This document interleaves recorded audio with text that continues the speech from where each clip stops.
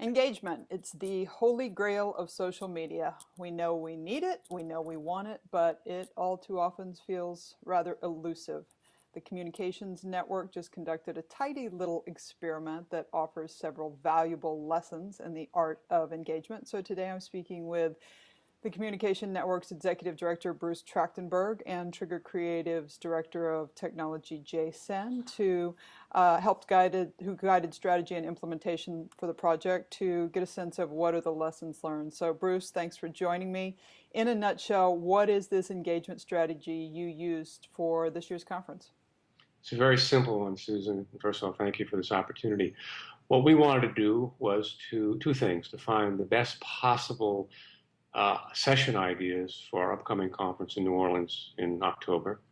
And then we wanted to get the best minds out there, the crowd as we've been calling them, to tell us what are the sessions that have been proposed that should be on our agenda. Great. And so you had kind of crazy success, more than you expected. Give me a sense of how many proposal submissions you received, and then a sense of what the voting looked like. We received well over 70 proposals, which is significant because in past years, when we've always issued calls for proposals, but we've gotten maybe 30, 35. So already we're double the number we usually get. And I would say on balance, the proposals were far, far stronger than those we've gotten in past years. Not criticizing the entries in the past, but we got proposals from a much more diverse group because this is an open call. And we also didn't limit the proposal ideas to particular themes or topics.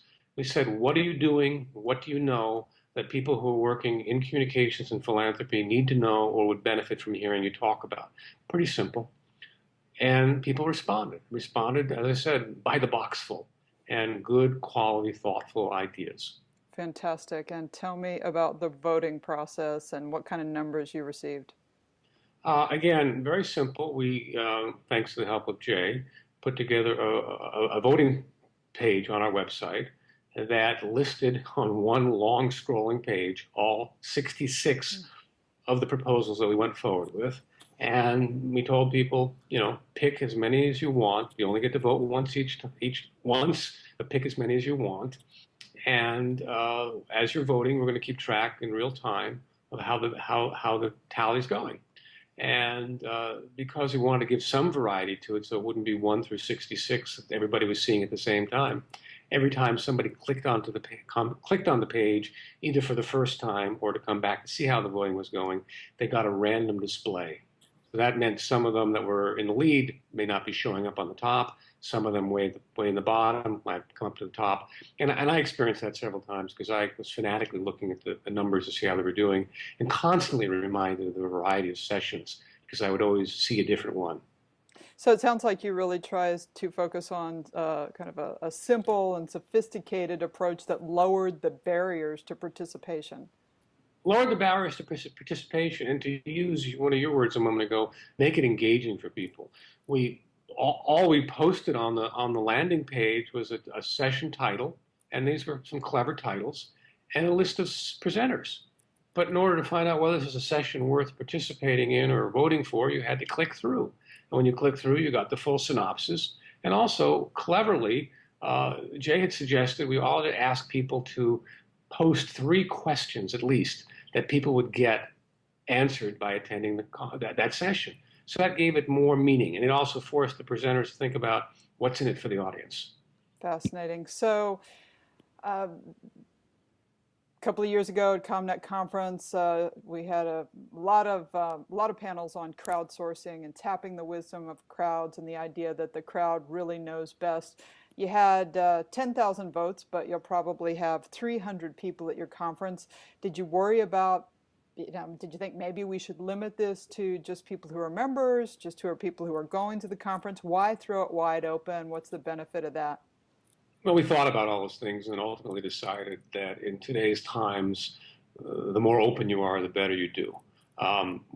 We have a network, we have a membership that we care about and cater to, but we're also trying to use our influence to affect how communications is practiced throughout philanthropy. So if we're constantly talking to ourselves, we're only going to be talking to ourselves. By inviting anybody anywhere with access to a computer to come to our website, see the range of topics being discussed, even just to be thinking for a minute or two about the level and skill and kinds of questions that people are debating among themselves as to what matters in foundation and nonprofit communications. To me, that's why we have to open it to the world. It's interesting, the idea that I don't have to come to the conference to be influenced by the communications network. You've opened membership in the last year to nonprofits, and probably a lot more people. I mean, I can't even imagine how many more people know about the communications network now as a result of this outreach strategy. Well, I've never done anything in the 7 years I've been here that has resulted in 8,000 people paying attention. And those are the ones that responded. Means there's probably multiples of that by manyfold who heard what we were doing, maybe expressed some curiosity, maybe even though they didn't vote, perhaps they visited our website, maybe they bookmark a page or two. But I have a feeling a lot more people know we exist than did before we started this. So let's just talk a little bit about the fact that people were tapping their social networks in order to do better in the competition. What did that look like? How did it end up? Did it end up making some panels win? What was that piece of the pie like? Well, it was very interesting because the number one winning session was from a small foundation in Arkansas. And I know they have their network, but they were competing against some real social media heavyweights. Mm-hmm. I'm not going to mention names, but people are invited to go to the list and see, and that came in far below.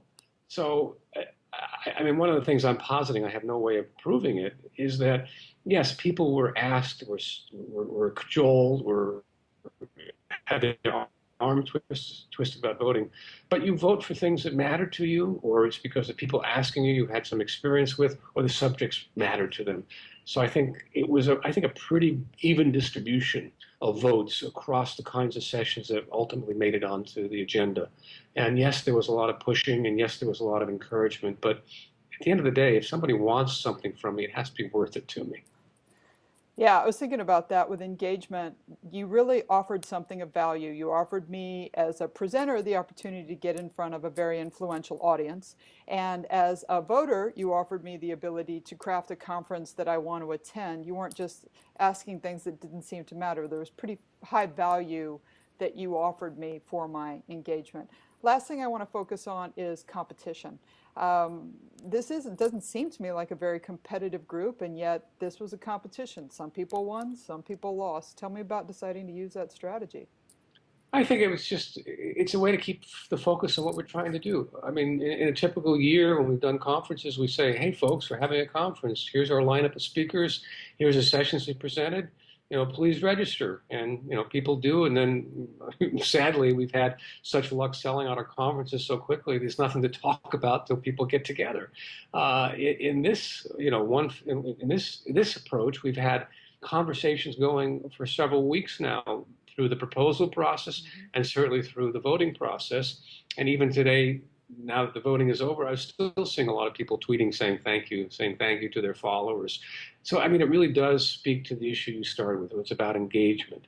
I also saw people who were doing some boosterism on the part of organizations they saw presenting at the network. People who are network members who I have not seen raise their hand to speak up about anything up until this particular moment. So I think competition is good in terms that it gets people to focus, it gives them a reason to get involved, and hopefully makes them pay attention to what's going on. Awesome. Thanks so much for letting us in on this. Look forward to seeing how the conference unfolds and what lessons are learned as you use digital engagement strategies to make that thing as much of a success as it always is. Well, as you know, they say in New Orleans, let the good times roll. So I think we're on a roll. Awesome. Thank you so much, Bruce. My pleasure. Thank you.